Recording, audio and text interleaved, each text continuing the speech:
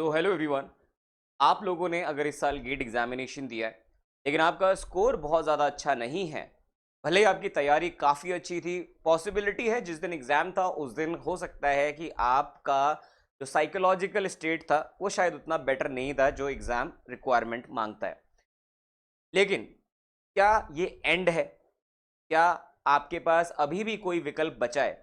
तो इस वीडियो में मैं आप लोगों को वो सारे के सारे पीएसयूज बताऊंगा जिनमें बिना किसी गेट स्कोर के डायरेक्ट यहां पर आपकी रिक्रूटमेंट ली जाती है। डायरेक्ट का मतलब है कि ये खुद का एग्जाम कंडक्ट करते हैं, कुछ डायरेक्ट एग्जाम करते हैं, कुछ एग्जाम के साथ इंटरव्यूज भी करते हैं और भी बहुत सारे प्रोसेस हैं।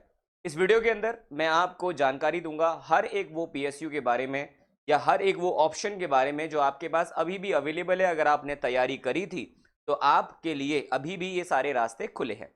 मैं ज़्यादा टाइम नहीं लूंगा, सीधे बढ़ते हैं। सबसे पहले बेटा, जो भी जानकारी आपको चाहिए हो आपके एग्जाम से रिलेटेड, तो आप जोशित सर ऑफिशियल मेरा जो टेलीग्राम ग्रुप है इसको ज्वाइन कर सकते हैं इस क्यूआर को स्कैन करके।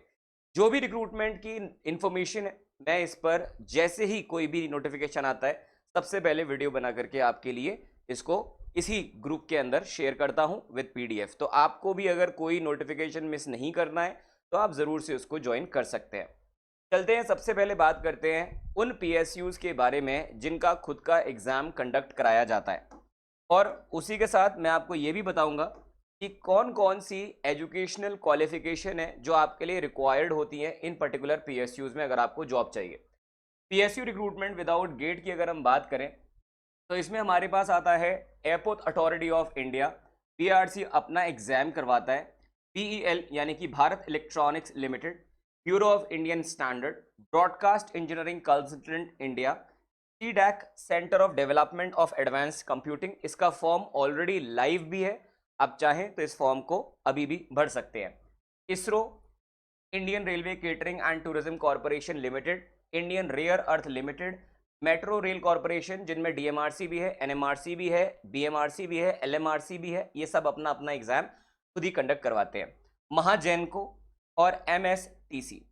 इसके अलावा और जो ऑप्शंस बचते हैं हमारे पास, CPRI dedicated freight corridor corporation of India limited जिसको डीएफसीसीआईएल बोलते हैं, ECIL, engineers India limited, Gujarat agro industries corporation limited, Hindustan petroleum, HPCL अपना अलग से एग्जाम लेता है तो आप भर सकते हैं फॉर्म।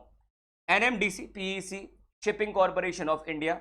बाकी जो स्टेट वाइज एग्जाम्स होते हैं, यूपीपीसीएल होता है, पीएचसीएल होता है, एमपीपीजीसीएल होता है, ये सारे वो एग्जाम्स हैं जिनमें दो बच्चे डिग्री करते हैं। डिग्री जिनके पास है वो सारे इसमें एलिजिबल होते हैं। फिर स्टेट पीएससीज है जैसे यूपी पीएससी हो गया, एबीपीएससी हो गया, टीएनपीएससी हो गया और एसएससी जेई वगैरह हो गए। लेकिन मैं आपको बताऊंगा ये तो बिल्कुल अपना लास्ट ऑप्शन ही है। यहां पर हम लोग अगर डिस्कस कर रहे हैं तो मैं सिर्फ उन चीज़ों के बारे में बात करूंगा जो पीएसयूज है जिनमें असिस्टेंट इंजीनियर या एग्जीक्यूटिव इंजीनियर, असिस्टेंट जो आपके इंजीनियर है उससे रिलेटेड जॉब्स है, ठीक है, या आपका जो इंजीनियर ट्रेनी होता है उससे रिलेटेड जॉब्स है। सबसे पहले इसरो का अगर हम बात करें तो इसरो में engineering degree in computer science IT, electronics और electronics and communication discipline, diploma in engineering ITI degree, ये अगर आपके पास है तो आप एलिजिबल है। इसरो में अगर आप बाकी और ब्रांचेस से भी डिग्री है तो आप एलिजिबल है इनकी जो साइंटिस्ट की पोजीशन आती है उसके लिए। भारत इलेक्ट्रॉनिक्स लिमिटेड में इंजीनियरिंग डिग्री अगर आपके पास है केमिकल, इलेक्ट्रिकल और सिविल इंजीनियरिंग में तो आप लोग इसका फॉर्म भी भर सकते हैं जैसे ही इसका फॉर्म लाइव होता है। डीएफसीसीआईएल की अगर मैं बात करूं तो engineering degree computer science and IT EC और बैचलर्स डिग्री इन कॉमर्स, ये भी आप बच्चे एलिजिबल होते हैं इस एग्जाम के लिए। कॉरपोरेशन ऑफ इंडिया लिमिटेड के अंदर यानी कि डीएफसीसीआईएल के अंदर। नाइलेट की अगर हम बात करें तो इसमें कंप्यूटर एंड नेटवर्किंग सिक्योरिटी, वो बच्चे हैं जो सारे के सारे इसके अंदर एलिजिबल होते हैं। Software system, cyber law, electronics, electrical, computer science, mechanical और सिविल के लिए इसमें जगह नहीं होती है। आगे बढ़ते हैं। पहले एक टाइम हुआ करता था जिसमें कोई भी इस फॉर्म को भर सकता था लेकिन अब ऐसा नहीं है। आगे बढ़ते हैं। नेक्स्ट है हमारे पास केवीएसडब्ल्यू यानी कि केंद्रीय विद्यालय संगठन वेब एजुकेशन। अगर आपके पास इंजीनियरिंग डिग्री है इलेक्ट्रॉनिक्स में, इलेक्ट्रिकल में, कंप्यूटर साइंस में तो आप एलिजिबल हैं। फिर आता है controller general of patent design and trademarks.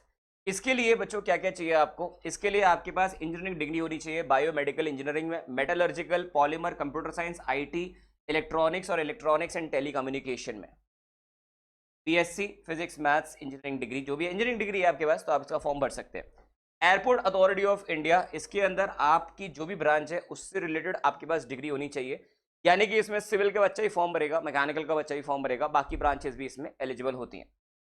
इनका खुद का एग्जाम होता है, हर साल ये कंडक्ट कराते हैं। फिर आता है ब्यूरो ऑफ इंडियन स्टैंडर्ड, जिसमें सभी बच्चे जो mechanical, metallurgical, civil, electrical, food technology, chemical, petrochemical और बायोमेडिकल के अगर डिग्री है तो आप इसमें एलिजिबल होते हैं। नेक्स्ट आपके पास आता है सतीश धवन स्पेस सेंटर। इसके अंदर वो सभी बच्चे जिनके पास डिग्री है केमिकल में, या फिर आप मास्टर्स है केमिकल इंजीनियरिंग में, machine design, structural engineering, power system और इंडस्ट्रियल सेफ्टी, मास्टर्स है अगर आपके पास, तो आप एलिजिबल होते हैं। मध्य प्रदेश का trade and investment facilitation corporation limited, diploma, BTech, BE, civil और इलेक्ट्रॉनिक्स में अगर आपके पास डिग्री है या डिप्लोमा है तो आप एलिजिबल हैं इस पीएसयू में। Orissa power transmission corporation limited की बात करूं तो BTech, electronic engineering, instrumentation engineering, electronics, telecommunication engineering, ये सभी बच्चे इस एग्जाम के लिए भी एलिजिबल हैं। आगे बढ़ते हैं। नेक्स्ट है हमारे पास Chennai petroleum corporation, electronics corporation of India, Hindustan copper limited और Bihar state power holding company limited. यहाँ पे वो सारे बच्चे जो मैकेनिकल, केमिकल, इलेक्ट्रिकल या सिविल से हैं, वो लोग चेन्नई पेट्रोलियम कॉर्पोरेशन लिमिटेड के जब फॉर्म आएगा तो आप उसमें एलिजिबल होंगे। बीटेक की बात करूँ, electronics communication engineering, computer science engineering and mechanical engineering में, तो आप सब एलिजिबल हो जाते हैं ईसीआईएल के लिए। Instrumentation, electronics, telecommunication, ECE, metallurgy, material science, chemical और सिविल के बच्चे हिंदुस्तान कॉपर लिमिटेड के लिए भी एलिजिबल है। और डिप्लोमा है अगर आपके पास सिविल में या इलेक्ट्रिकल इंजीनियरिंग में, तो यहाँ पे आप इसके लिए एलिजिबल है, Bihar state power holding company के लिए। तो इसमें आपको सिर्फ डिप्लोमा की नीड है। मेरे पास और भी पीएसयूज है। बात करें अगर यहाँ पे महाराष्ट्र स्टेट इलेक्ट्रिक डिस्ट्रीब्यूशन, देखिए इसमें क्या होता है, तीन चीजें होती है, एक डिस्ट्रीब्यूशन होता है, एक ट्रांसमिशन होता है और सिटकॉम्स होते हैं, राइट। तो ये उन्हीं में ही जॉब्स जो है आपको मिलती हैं। साउथ में बहुत ज्यादा बच्चे जो है इसकी प्रिपरेशन करते हैं, तो अगर आप भी चाहते हैं तो आप भी इन फॉर्म को भर सकते हैं। बी बीटेक डिप्लोमा आपके पास अगर है सिविल इंजीनियरिंग में तो आप इसके लिए एलिजिबल है। West Bengal Public Service Commission के अंदर भी diploma civil engineering, mechanical, electrical engineering and degree, ये सब आपके लिए एलिजिबल है। उत्तर गुजरात विज कंपनी लिमिटेड में electrical, information technology and civil engineering के बच्चे एलिजिबल है। दक्षिण गुजरात विज कंपनी के अंदर भी सिविल इंजीनियरिंग, इलेक्ट्रिकल, आईटी के बच्चे एलिजिबल है। नेक्स्ट लिस्ट है मेरे पास कोचिन शिपयार्ड की। कोचिन शिपयार्ड में सिविल के बच्चे एलिजिबल है, मैकेनिकल के, इलेक्ट्रॉनिक्स के, communication, electronics and instrumentation. Central institute of mining and fuel research के अंदर बेटा एलिजिबिलिटी है हर एक उस बच्चे को जिसके पास डिग्री है, और जो भी रिलेटेड इनको रिक्वायरमेंट होगी सिविल, मैकेनिकल, बाकी जो ब्रांचेस है, अगर आपकी उसमें डिग्री है तो आप एलिजिबल हैं। Department of Water Supply and Sanitation में डिप्लोमा है अगर, junior engineer, civil engineering, mechanical, electrical engineering या इक्विवेलेंट, तो आप इसमें बैठ सकते हैं। फिर आता है Telangana State Northern Power Distribution Company. इसमें भी इलेक्ट्रिकल के बच्चे, इलेक्ट्रॉनिक्स के बच्चे, सिविल इंजीनियरिंग के बच्चे, सीएस एंड आईटी एलिजिबल हैं। लास्ट जो मेरे पास लिस्ट है उस लिस्ट में आते हैं Hindustan Machine Tools, Avantika Gas Limited, fertiliser and chemical, next is Tamil Nadu Generation and Distribution Corporation, right. तो ये वो सारी ब्रांचेज हैं जो इसमें एलिजिबल हैं, आप देख सकते हैं। अब ये मैंने आपको दे दिया एक किक स्टार्ट। ये किक स्टार्ट बेसिकली आपको इसलिए दिया गया है कि आपको पता रहे कि और भी ऑप्शंस हैं। अगर आपने गेट की वजह से तैयारी करी थी लेकिन गेट में मार्क्स अच्छे नहीं आए हैं, तो अभी भी आपके पास ऑप्शंस हैं। जैसे ही इनके फॉर्म्स लाइव होना स्टार्ट हो जाएंगे, मैं अपने टेलीग्राम ग्रुप पर, जोशित सर ऑफिशियल जो मेरा टेलीग्राम ग्रुप है, उसमें इसके बारे में जानकारी देना स्टार्ट कर दूंगा। अभी सीडैक का जो फॉर्म है वो लाइव है, आप चाहें तो अभी भी उस फॉर्म को भर सकते हैं। Thank you so much. मिलता हूं मैं आपसे अगले वीडियो में। लेकिन अगर आपको कोई भी और करियर रिलेटेड कुछ भी आपको डाउट्स हो, आप इस वीडियो के नीचे मुझे बताएं, मैं आपके लिए कमेंट बॉक्स में अवेलेबल रहूंगा। Thank you so much. See you in the next video.